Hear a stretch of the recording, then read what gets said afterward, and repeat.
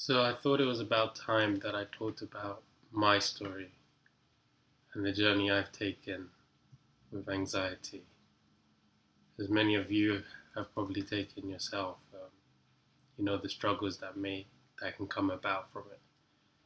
So when I was 18, I became a next of kin for a very close relative of mine. This means that that person was not deemed to have capacity, and this was a lot of responsibility at quite a young age. And at the time, I was just finishing college and going into university. So it was a very unstable period in my life. Through the years, there's been some relapses, and I've still been there to support them when need be. So my story really begins around 2012. And I remember the first time I suffered a panic attack. At the time, I wasn't even aware of what a panic attack was. So I was coming home from a long weekend of partying, and I was on the way home, and for some reason or not, I kept on saying to myself, if I catch this bus, I'm going to die. And for some reason, this cycle carried on the way home, and I started to feel like very worried. I ran home, and I thought I was having a heart attack. My hands were all shaking. I felt like I couldn't breathe.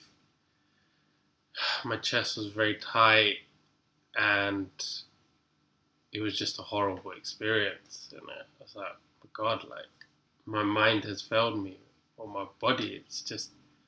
I was just so, didn't know what had happened, didn't know how to even understand it. So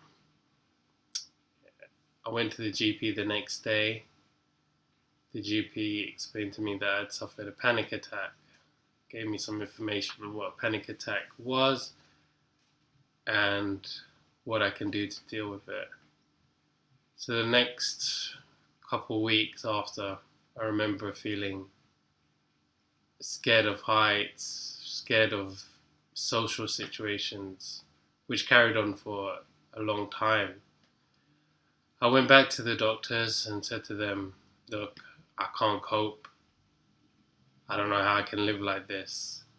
Give me the tablets. Luckily, I had a GP who said, just give it some time and see. I was told at the time, don't think my way out of the situation. And then I decided, well, the best course of action was to read and learn about anxiety. So I bought several books on anxiety. I'll leave them in the description.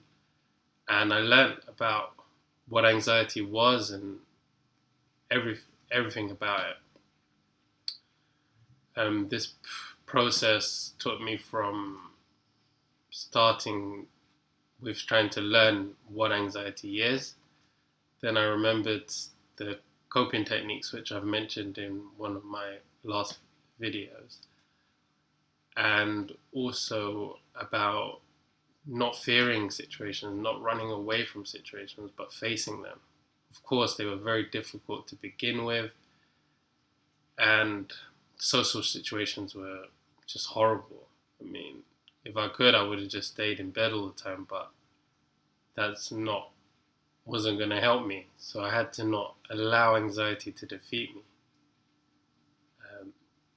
It became something where it was a battle to do things, but I used mindfulness, and I used the techniques with my breathing techniques and drinking water, and I learned to go at my own pace. That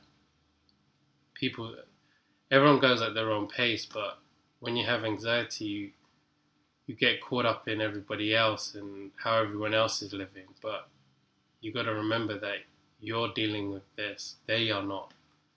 To them, they don't understand exactly what's going on, because, as you know, anxiety is your body going into fight and flight mode while there's no actual sense of danger.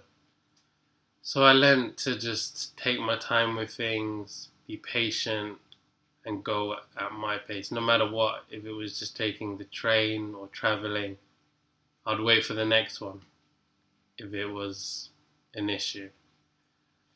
And over time, my panic attacks lowered. I mean, for a massive period of time, I was having panic attacks quite daily. And what I realized is that panic attacks are caused because we believe something more is actually happening than what it is.